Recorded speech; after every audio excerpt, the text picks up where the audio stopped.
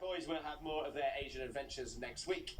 Now, when Spandau Ballet star Martin Kemp came to the studio to face his food heaven or hell, he told me prawn banh mi was worth more than gold. But it was true, he hated trout. Heaven or hell? Let's have a look.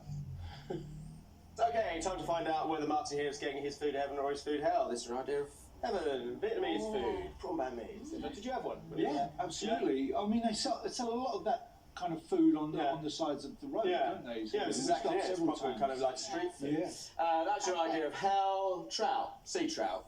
Not into that. Well, you know, sea trout is kind of different to the river trout that you get. River trout is kind of small and it kind of really bony. You can, I'm sure. But you know, I grew up in the 70s where it was that almond and trout dish that stopped me off for life. That's a dish that doesn't work in my way. Anyway, stop babbling on about trout. Okay, so I can tell you that 65% of people, which is very high, went for heaven. Yay! Good. So clearly, thank you. A lot more than the middle-aged women that I was referring to earlier. Voting for I'm so going to pay for that. Right. Okay. So let's clear out that. So this. So you've had this in Vietnam. Yeah. What else were you eating over there? Oh, some really strange things. You know, the sort of thing I tried everything. You know, even tried the cockroaches on the sticks that they get on the side of the road. Oh, yeah. Which tasted a bit like chicken. No. There's a shock. But you know, I like tasting stuff. I like the thing that when you look at something, you don't fancy it, but it's just your brain telling you not to eat it. Insects. Yeah, but it's kind of this game that you can play with your brain to get over that kind of gag factor. Yeah, really dressing it up. Maybe after a couple of beers.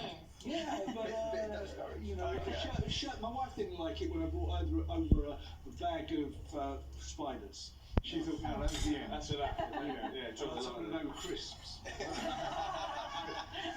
Right. Okay. So look, what we're doing is Adam's making a kind of what's like a salsa verde, really. It's a Vietnamese sort of herby dressing. There's a bit of chili paste in there. There's lots of lime juice, with sugar, a bit of Thai fish sauce. Ching is pickling carrots as we speak. Yes, please, and cucumbers. So you got that kind of sweet sour thing. I'm just emptying some. Well, pickles are a big thing there, aren't they? You know, because I don't know. I've never been. Oh right. No, I'd love going. You know, I'd love to. Somebody just for the cuisine, it's worth going. Yeah. Well, somebody said if you fancy going to Thailand, go to Vietnam instead. It's a beautiful place. I'm sure that's going to upset people. I love both. Yeah. Really? Yeah, I love both big time. I love the food in both. Yeah. Right, so sugar and vinegar in here. That's for the pickle. And then I've got a little bit of mango to go with this. Now, traditionally, I think they say it was sour mango. Yeah. You ever come across that? I didn't know. Ching, you know that sour mango. Yeah, sour mango is delicious, you know. Is it just unripe mango? Yeah, unripe, but there's also a variety of it, and you just finely grate it. You know, it's a bit like green papaya. Okay. You know, that gives you that kind of rawness, acidity, freshness. Right. Really delicious. But yeah, I mean, I like how you salt ripe mango that you get here. Yeah. It does the same job. You've got that nice texture. Well, I'm gonna salt this. A little bit of sea salt, a little bit of lime juice. Let's just put this on to do that. Lime juice and a little bit of pepper. Now I was looking when I looked at. That's lovely. Thank you very much. Here, let's put that over there. Lovely lekker. Thank you. When I was looking at this, I got quite excited about a snail tapas. I know you did. I got an email. And you said, "There's no way I'm in there. That's why we didn't do this."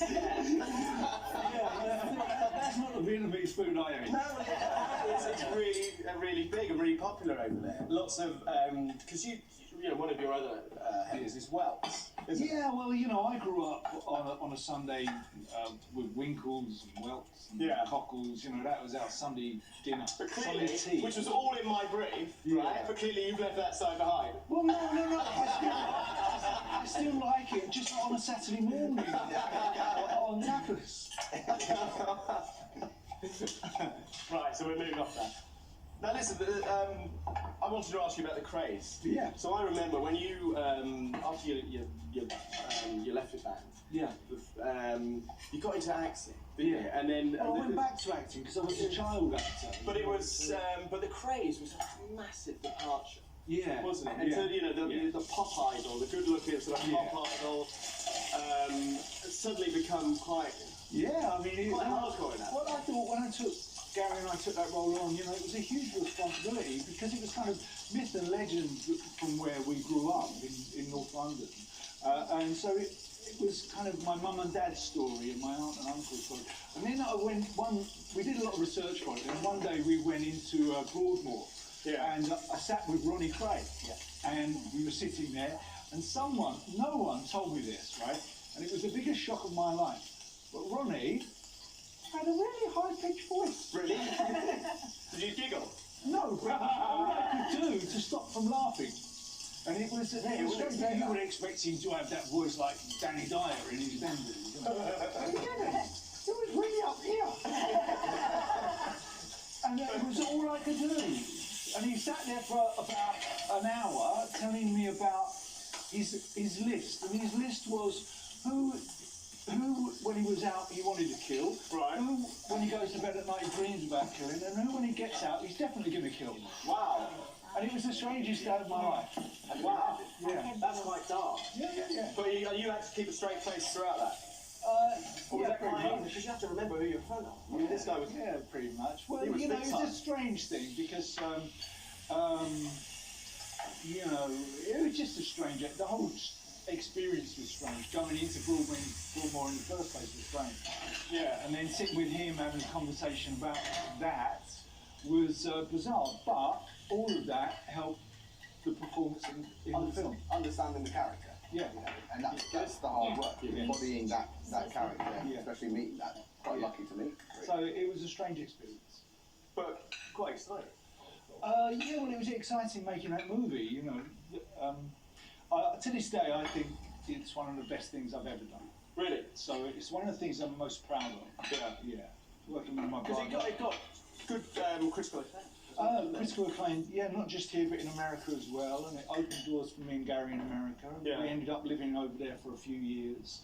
So, to this day, it's the thing that I'm most proud of. Really? Of all the things you've done? Yeah. Really? I was going to ask that. Working with your brother in so many different guises, are you still as close as you were then? Like stepping on stage and playing in a band must take you back.